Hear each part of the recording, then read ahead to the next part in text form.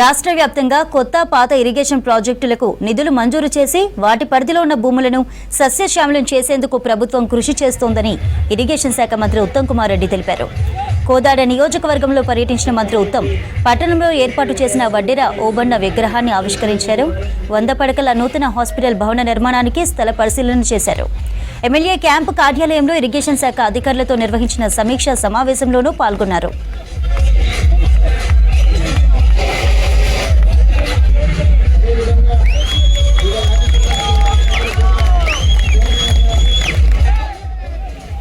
కోదాడ నియోజకవర్గంలో నూతనంగా మంజూరైన ఇరిగేషన్ ప్రాజెక్టుల పనుల విషయంలో అధికారులు నత్తనడకన పనులు చేస్తున్నారని మంత్రి ఉత్తమ్ ఆగ్రహం వ్యక్తం చేశారు.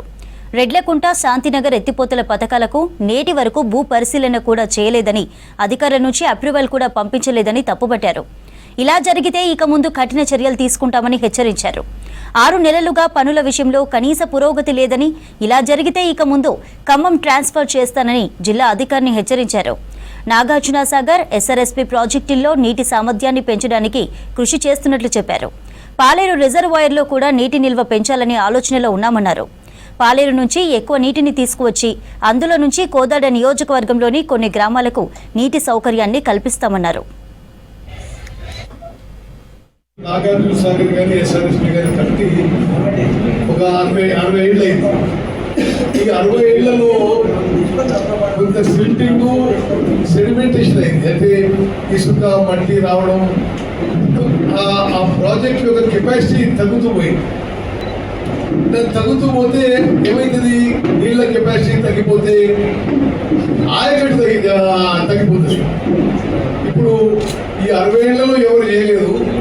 నేను ఇరిగేషన్ మంత్రి అయిన తర్వాత ఈ మేజర్ ప్రాజెక్ట్స్ అన్నిటికీ డీసిల్టింగ్, డీసెడిమెంటేషన్ ఒక భారతదేశంలోనే బెస్ట్ పాసిబుల్ టెక్నాలజీతో పని మొదలుపెట్టినాము.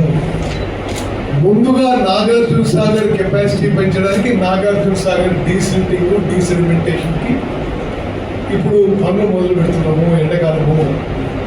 అదేవిధంగా శ్రీరామ్ సాగర్ ప్రాజెక్టు ఏదైతే ఎస్ఆర్ఎస్పీ స్టేజ్ 2 నీళ్ళు రావాలో వాళ్ళకి జరిపోకుండా మనకి ఇవ్వరు కదా. అది నీళ్ళ స్టోరేజ్ పెంచడానికి అక్కడ కూడా డీసిల్టింగ్, డీసెడిమెంటేషన్ చేయడం జరుగుతుంది. అదొక ప్రక్రియ. రెండోది, మనకి నీళ్లు పెరగడానికి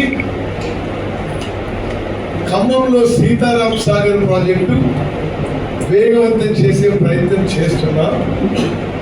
ఒకటేమో గోదావరి జలాలు సీతారాం సాగర్ ప్రాజెక్టు ద్వారా పాలేరు తీసుకొస్తే ఆ నుంచి మనం కొంత మోదీ యూస్ చేసుకోవాలి.